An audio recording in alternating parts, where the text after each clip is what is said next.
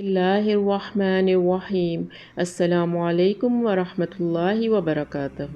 رسول اللہ صلی اللہ علیہ وآلہ وسلم نے فرمایا، جب تم میں سے کوئی افطار کرے تو وہ کھجور سے افطار کرے، کیونکہ وہ باعث برکت ہے۔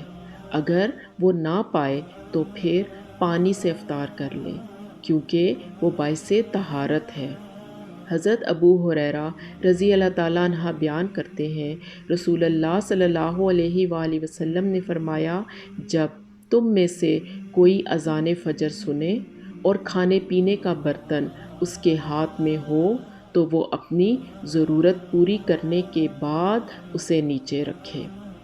حضرت ابو ہریرہ رضی اللہ تعالیٰ عنہ بیان کرتے ہیں، رسول اللہ صلی اللہ علیہ وآلہ وسلم نے فرمایا، جو شخص بھول جائے کہ وہ روزے سے ہے اور وہ کھا لے یا پی لے تو وہ اپنا روزہ پورا کرے، کیونکہ اسے تو اللہ نے کھلایا پلایا ہے۔ اللہ تعالی ہم سب کو نیک عمل کرنے کی توفیق عطا فرمائے اور سنت پر چلنے والا بنائے۔ آمین۔ جزاک اللہ خیر۔